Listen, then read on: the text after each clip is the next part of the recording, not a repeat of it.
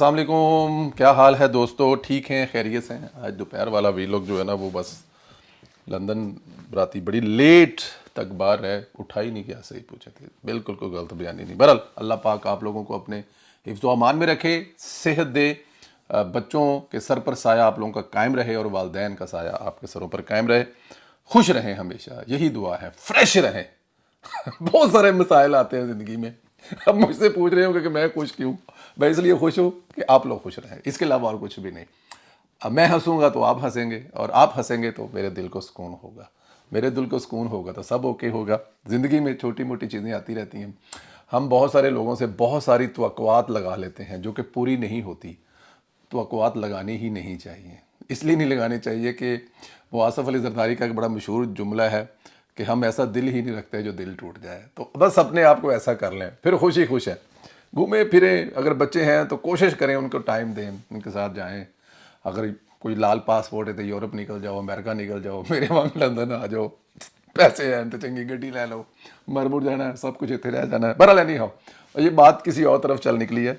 खबरें बड़ी गर्म गर्म है, वो डिस्कस करेंगे, लेकिन उससे पहले मुझे जो एक बहुत अच्छी चीज़ हुई है, जो जब मैं सो के उठा तो मरियम बीबी के जो क्लिप देखे तो मेरे दिल दिमाग में ना एक वीलॉग आ गया। मैंने कहा सबसे पहले वो टकामा वीलॉग है। पंजाब हुकूमत में मरियम नवाज़ की कारकर्दगी पर सबसे पहले बात करनी है। वो काम तो कर रही हैं, लेकिन जिस तरह वो काम नज़र आना चाहिए, मेरी नज़र में, मैं गलत भी हो सकता हूँ, उस तरह वो नज़र नहीं आ रहा। देखें, महज 2 माह के अंदर सेहत के शोबे में जो इनकलाब मरियम नवाज़ लेके आई है, क्या ये मुमकिन था? और 2 महीने में, मैंने थोड़ा सा सर्च भी किया कि क्या 2 महीने में ऐसी चीज़ें हो सकती हैं, तो मुझे पंजाब, पाकिस्तान का, दुनिया में भी 2 महीने में ये इनकलाब आता हुआ नज़र नहीं दिखाई दे रहा था। मैंने कहीं नहीं देखा, लेकिन पंजाब में हुआ। एक एक को डिस्कस कर लेते हैं। सबसे पहले चलते हैं एयर एम्बुलेंस। BHU बुनियादी मरकाज़ सेहत की शक्ल, जो एयर एम्बुलेंस है वो आप देखें कि पाकिस्तान में इससे पहले इसका कोई कॉन्सेप्ट नहीं था, लेकिन मरियम नवाज़ ने जब हम याद है जब वो मुंतखब होगी MP हैं, तो फिर उसके बाद वज़ीर आला बनने के दरमियान में जो वक्त था उस पर यही काम हो रहा था, तो हमारे पास चीज़ें आ रही थी। एक दफ़ा हम लोग पंजाब असम्बली में मरियम बीबी के पास बैठे हुए थे उनके ऑफिस में, तो वहाँ पर भी उन्होंने हमें बताया, ये दवाइयों वाली बात भी बताई। अभी आपके ID कार्ड घर पे डिलीवर होंगे, आपके पासपोर्ट घर पे डिलीवर होंगे, अभी पता नहीं क्या क्या डिलीवर घर पे होना है आपके। तो जब ये मरियम बीबी ने बताया कि दवाइयाँ घर पे डिलीवर होंगी, तो एयर एम्बुलेंस जो है, तब भी ये उन्होंने बताया था। एयर एम्बुलेंस कितना बड़ा मनसूबा है आप, इसमें जब हेलीकॉप्टर आएंगे, इसमें छोटे प्लेन आएंगे, और कोई ऐसा मरीज़ जिसको 10-12 घंटे में या 8 घंटे में या 4 घंटे, 3 घंटे में, मेरे एक दोस्त हैं वो अब मैनचेस्टर में रहते हैं, मुझे आज भी याद है, वो उनको ब्रेन हेमरेज हो गया था। वो हमारा खाने पर वेट कर रहे थे, और हम आ रहे थे, रास्ते में थे, तो जब पहुंचे तो उन्होंने कहा जी कि खांदे पांदे डिग पे ने, उनको हॉस्पिटल ले गए हैं। और वो जिस हॉस्पिटल लेके गए थे वो उनकी शॉप के बिल्कुल सामने था, लेकिन उनको बड़े हॉस्पिटल में लेके जाना था। अब वो बड़ा हॉस्पिटल जो है गाड़ी पे 12 या 15 मिनट का रास्ता है या 20 मिनट का, लेकिन उसको वो हेलीकॉप्टर में लेके गए थे। वो जो 20 मिनट वाला रास्ता था गाड़ी का, वो उसको 3 या 4 मिनट में हेलीकॉप्टर पे लेके गए थे। उसके अंदर सारी सहूलत मौजूद थी। वहां पर पहुंचकर ब्रेन हेमरेज वाले बंदे की जान बच गई थी आज माशाल्लाह। उसके बाद उनको कैंसर भी हुआ, अल्लाह पाक ने उनको कैंसर से भी सेहत कामला अता फरमाई। अपना कारोबार है, उनके बच्चे हैं माशाल्लाह, और उनका साया, अब बातों बातों में उनका जिक्र आ गया तो उनके बच्चों पर उनका साया कायम रहे। बड़े अच्छे दोस्त हैं। तो वो मैं बता ये रहा हूं कि ये चीज़ें, ये सहूलतें अगर पाकिस्तान में मिलनी शुरू हो जाएं तो इस पर क्या क्या बात है। तो एयर एम्बुलेंस एक बहुत बड़ा मनसूबा है कि रहीम यार खां में ऐसा मरीज़ है, या मुल्तान में ऐसा, या फिर किसी और जगह पे जिसको लाहौर ही लाना है, क्योंकि आपको पता है कि आधे से ज़्यादा जो KPK है वो इलाज के लिए पंजाब में ही आता है। तो अगर किसी को लाना पड़े तो ये एक बहुत अच्छा मनसूबा है, और इसको देखा देखी अगर बाकी सूबे इसकी तकलीद करें, मरकज़ तकलीद करे, तो मेरे ख्याल में मरियम नवाज़ को ये क्रेडिट जाता है इस इतने बड़े मनसूबे का। अच्छा, BHU बुनियादी सेहत के मराकज़ की शक्ल ही तब्दील करके रख दी। इनकी इमारतें यूरोप के किसी अस्पताल का नक्शा पेश करती हैं, और ये मराकज़ शहरों में नहीं, देहातों और कस्बों में बनाए गए हैं। इन मराकज़ में जाकर महसूस होता है कि हम जैसे बैरून मुल्क आ गए हैं। सिर्फ मराकज़ को तब्दील नहीं किया गया, बल्कि वो सहूलतें भी फराहम की गई हैं, उनको मॉनिटर किया जा रहा है, अमले की ट्रेनिंग की जा रही है कि उन्होंने अवाम के साथ अपना रवैया किस तरह रखना है। एक मरीज़, एक बीमार, ਤੇ ਉੱਤੋਂ डॉक्टर ਤੇ नर्सा का रवैया अल्लाह पनाह देवे, इस पर भी काम हो रहा है। मरियम नवाज का फोकस इस पर भी है। पंजाब भर में 37 से जायद फील्ड अस्पताल बना दिए गए हैं, ऐसे अस्पताल जो खुद घर चलकर आपके पास आ गए। पहले गरीबों को खुद चलकर शहर के अस्पताल जाना पड़ता था, अब जदीद तरीन सहूलतों के साथ कंटेनर अस्पताल उनके घर आकर आ गया।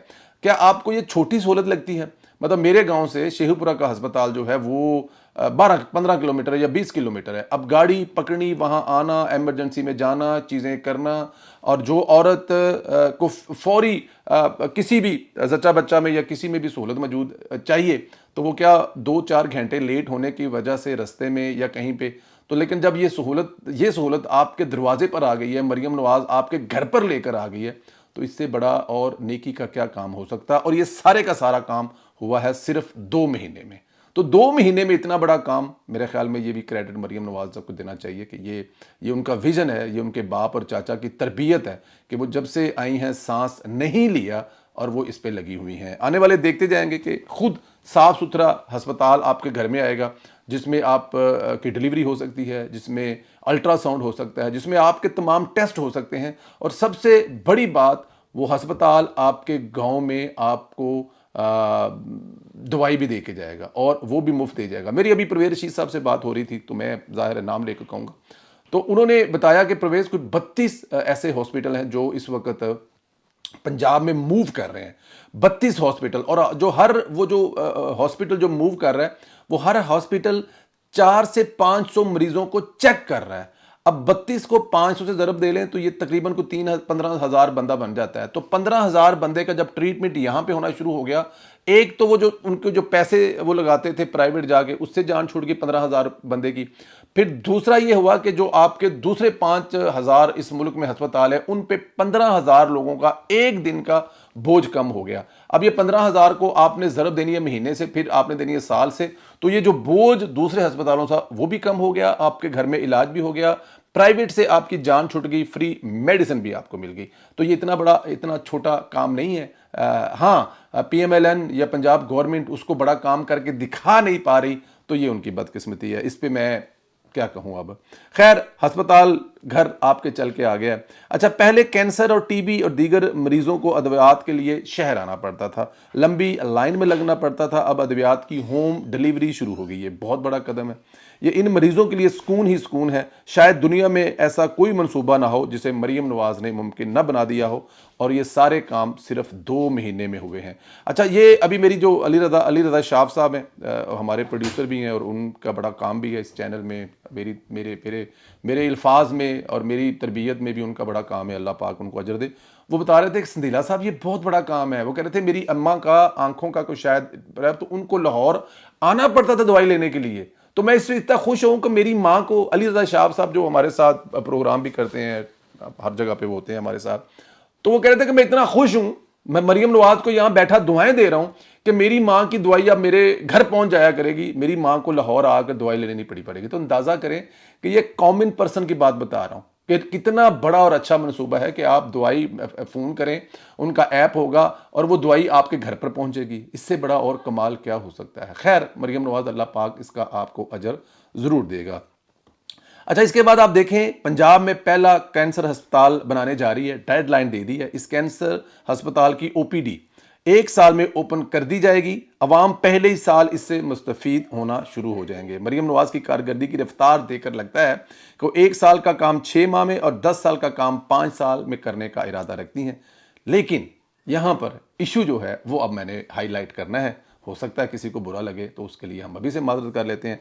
इन तमाम मंसूबों की प्रोजेक्शन मार्केटिंग नहीं हो पा रही जिस तरह होनी चाहिए। हमने देखा माजी में इमरान खान ने कुछ ना कुछ करके पैसा मार्केटिंग पर लगाया। अब देखें, इमरान खान के पास अगर प्रोजेक्ट था 9 अरब का, तो उसमें से उसने अगर 2 अरब लगाया है, तो 6-7 अरब रुपया उसने मीडिया पे लगा दिया, मीडिया खुश कर दिया।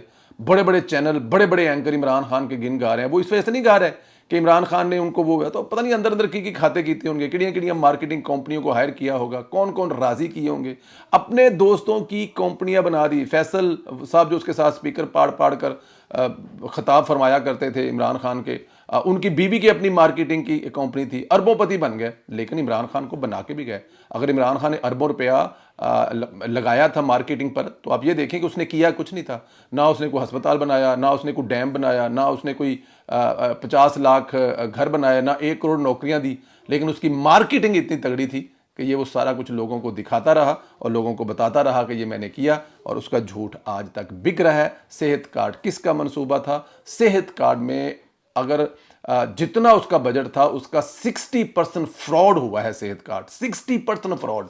एक बंदे का 17 दफा एक ही ऑपरेशन हुआ है, वो सारे का सारा पैसा इमरान खान घुमा फिरा कर सेहत कार्ड से अपनी प्रोजेक्शन पे लगा गया, मार्केटिंग पे लगा गया। लोगों को उसका कोई फायदा नहीं हुआ, लेकिन लोगों में बल्ले बल्ले करा गया कि इमरान खान ने सेहत कार्ड वाला मंसूबा बनाया था, हालांकि वो मंसूबा भी नवाज शरीफ था। खैर, हमें समझना होगा वक्त बदल गया है, मंसूबे से पहले इसकी मार्केटिंग तय होनी चाहिए, अवाम को इससे मुतल्लिक शऊर कैसे देना है, आगाही कैसे फैलानी है। ये दूर रही इंफॉर्मेशन, मेरे ख्याल में ये जो दौर है ना है, ये है ही इंफॉर्मेशन वार का, ये मुकाबला ही जदीद मार्केटिंग का है। यहाँ तो सोशल मीडिया मैनेज होना चाहिए, इतने मंसूबे तो मेन स्ट्रीम मीडिया पर हर वक्त नजर आने चाहिए, लेकिन यहाँ पे स्ट्रेटजी का काम जो इस पे जो अगर आप काम नहीं करेंगे तो कोई और नहीं करेगा। मेरे जैसे मोहब्बत में काम करने वाले जो लोग हैं वो करते रहेंगे, लेकिन उसका उतना फ़ायदा नहीं होगा जितना जब आप अरबों रुपए का फंड लगाएंगे या लाखों रुपए का या करोड़ों रुपए का फंड लगाएंगे, और उसके बाद आपका पूरे का पूरा, आप इश्तिहार तो दे रहे हैं ना अखबारों को, आप इश्तिहार तो दे रहे हैं ना टीवी चैनल्स को। आप में जब देखें, मुझे एक बात बताएं, क्या प्रॉब्लम क्या है, हिचक यहाँ पर कहाँ पर है, चलें इसको ज़रा थोड़ा सा डिस्कस कर लेते हैं। कहाँ हिचकिचाहट है? जब प्रिंट मीडिया का दौर था और फिर आपका ये प्रिंट मीडिया के बाद आप मेन स्ट्रीम आपका मीडिया आ गया, तो कुछ ज़ाब्ते बनाए, कुछ कानून बताए। पहले एक प्रेस रिलीज होती थी, एक अखबार होता था, एक फैक्स होती थी, कागज़ कलम होता था, उसी से सब चलता था। तो जब टेलीविज़न आ गया तो कोई ना कोई तो बना ना, आपको फंड देने पड़े ना। अब 10 अरब का आपका इल्ज़ाम लग रहा है, 5 अरब का लग रहा है, तो क्या आप मेन स्ट्रीम मीडिया को इश्तिहार दे रहे थे ना? तो इस हकीकत को क्यों तस्लीम नहीं कर रहे नून लीग वाले कि मेन स्ट्रीम मीडिया के साथ साथ डिजिटल मीडिया भी एक हकीकत है? इसके लिए कायदे कानून क्यों नहीं बने रहा है? क्यों लोगों को इसमें अडॉप्ट नहीं कर रहे, लोगों को ऑन नहीं कर रहे, लोगों को हायर नहीं कर रहे? और जो हायर किए जाते हैं वो बस कागज़ों में हायर किए जाते हैं, पसंद की कंपनियों को ठेके दिए जा रहे हैं, वो अरबों रुपया या करोड़ों रुपया खाया पिया जा रहा है। और नून लीग के वो मंसूबे जो मरीम नवाज दिन रात मेहनत करके कर रही हैं, जिसकी कोई मिसाल नहीं है। अभी जिन मंसूबों का मैंने जिक्र किया, आपको ये छोटे मंसूबे लगते हैं, बहुत बड़े मंसूबे हैं। तो ये एक मामला है, इसको मेरे ख्याल में नून लीग को देखना चाहिए। कल बिलावल भुट्टो की शहबाज शरीफ से बड़ी अहम मुलाकात हुई। उस मुलाकात में पीटीआई को बाकायदा ऑफर कर दी गई है कि वो जल्द काबीना का हिस्सा बने। आज बिलावल ने अपने लोगों के साथ भी मुशावरत का सिलसिला शुरू कर दिया है। हुकूमत साजी के मामला तयशुदा फार्मूला पर अब अमल दरामद होगा, क्योंकि गवर्नर की तैनाती का मामला रहता था, वो हल हो गया है। पीपी ने खैबर पख्तूनख्वा में फैसल करीम कुंडी को गवर्नर लगा दिया है और पंजाब का गवर्नर भी लगा दिया है। अब मामला काबीना में शमूलियत का और वजारतों की तकसीम का रह गया है। अब इस पर भी काम शुरू हो गया होगा। अब अगर पीपल्स पार्टी का काबीना का बाकायदा हिस्सा बनने जा रही है तो फिर हुकूमत के लिए कोई मसला नहीं, हुकूमत मज़ीद मजबूत होगी। और ये पैगाम मिलता है कि हुकूमत 5 साल चलेगी और होना भी चाहिए। अच्छा जी, जो गंदम का स्कैंडल है वो एक शिद्दत इख्तियार करता जा रहा है। निगरान वफाकी हुकूमत का किरदार मशकूक हो गया है। इनवारुल हक काकड़ जिससे होश खो रहे हैं, महसूस होता है कि कहीं ना कहीं कुछ ना कुछ दाल में काला है। उन्होंने हबीबी हनीफ बासी के साथ बाकायदा तौर पर लड़ाई लड़ी है। एक रेस्टोरेंट में बासी साहब को कहा कि आप मुझे गिरफ्तार करने आए हैं। ऐसा इसलिए कहा क्योंकि अब्बासी साहब काकड़ हुकूमत को गंदम बहरान का जिम्मेदार करार दे रहे थे। बहरहाल काकड़ ने हनीफ बासी को फार्म 47 का ताना मारा, जिस पर काकड़ साहब से सवाल है, अगर ये बात मान ली जाए तो फिर क्या आप खुद मुजरिम हैं? क्योंकि आप निगरान वजीर आजम थे, तो क्या फिर अगर ऐसी कुछ चीज़ कहीं पर हुई है तो इसमें तो आप जिम्मेदार हैं। सबसे पहले तो आपको गिरफ्तार करना चाहिए कि आपने कोई फार्म 47 वाला को मामला बनाया है, क्योंकि आप तो हेड हैं, लीड कर रहे थे ना, आपके अंदर ये सब कुछ हो रहा था। ये ताना आपको किसको मारे, मतलब कि ये ताना कोई और मारे तो मारे, अगर आप मारें तो आप तो जिम्मेदार हैं, आपने तो ये इलेक्शन करवाए हैं। इधर नवाज शरीफ ने भी निगरान हुकूमत के इस ब्लंडर पर कार्रवाई का फैसला कर लिया है, एक्शन लिया है और उन्होंने शहबाज शरीफ को तलब कर लिया है। नवाज शरीफ ने पंजाब समेत मुल्क भर में गंदम का बहरान पैदा करने वालों का एहतसाब करने का फैसला किया है। नवाज शरीफ ने गंदम स्कैंडल पर वज़ीर आज़म शहबाज शरीफ को 6 मई को रोज़ लाहौर तलब किया है। मंडे बनेगा वो, क्योंकि 5 नूं तुहाडे भरा दी सालगिरह है, वो कल है, और फिर कल संडे है, और उसके बाद फिर मंडे को जो है वो 6 बनती है। तो शहबाज साहब को उन्होंने बुलाया, क्योंकि 5 को शहबाज साहब परवेज संधीला की सालगिरह मना रहे होंगे। नवाज शरीफ अच्छा, गंदम स्कैंडल के हकायक सामने आने पर पंजाब हुकूमत गंदम खरीदे या ना खरीदे का फैसला करेगी। किसानों से गंदम कैसे खरीदें, इसका तरीकाकार पर भी मुख्तलिफ ऑप्शन हैं। अजलास में गंदम खरीदने के मामले पर किसानों को 500 अरब के किसान कार्ड देने की ऑप्शन भी ज़ेरे गौर है। अच्छा, ये भी पता चला है कि गंदम के जहाज़ पाकिस्तान पहुंच चुके हैं। इसके बाद वफाकी कबीना से मंजूरी ली गई है। जो जहाज़ 25 दिन में पहुंचने थे वो 7 दिन में पहुंच गए हैं। अल्लाह, स्पीडा ही स्पीडा। आखिर में छोटी सी खबर देनी है। 2 दिन पहले बुशरा बीबी की 2 बेटियों ने इमरान खान और बुशरा बीबी के हक में एक वीडियो बयान जारी किया था, कुरान पाक हाथ पे रखकर।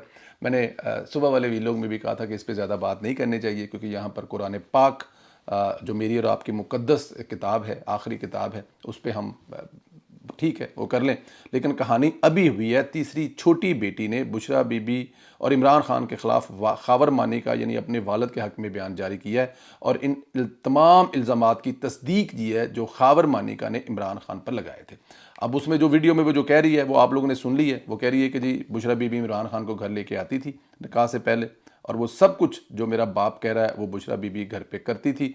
हम अपनी माँ को समझाते थे, लेकिन हमारी माँ के इश्क जो सुवार था वो किसी की बात नहीं सुन रही थी। ये छोटी बेटी की वीडियो जो है ना, ये बड़ी मतलब देखें इमरान खान साहब ने क्या तबाही एक ख़ानदान को किस लेवल पे ला दिया कि बेटियां कुरान पाक पर हाथ रख कर जो हैं वो वीडियो बना रही हैं, और बेटी जो दूसरी है, 2 बेटियां माँ के हक़ में गवाही दे रही हैं और एक बेटी जो है वो बाप के हक़ में गवाही दे रही हैं। ख़ानदान के ख़ानदान जो है उनमें बगाड़ है। अल्लाह ताला की ज़ात इमरान खान को हदायत दे जी। हमारी दुआएं दुआ ही कर सकते हैं। और आप लोगों से गुजारिश है कि चैनल ज़रूर सब्सक्राइब करें और मरीम नवाज़ के हेल्थ वाले सेक्टर में ये जो एक इनकलाब लेके आई हैं इस पर कमेंट ज़रूर करें। आप लोगों से फिर बात होगी। कमेंट करें, लाइक करें और व्हाट्सअप ग्रुपों में इसको शेयर भी करें, और सब्सक्राइब करना तो आप लोगों ने है। मुझे इजाज़त दें, आज रात के प्रोग्राम में आप लोगों से फिर मुलाकात होगी। खुदा हाफिज़।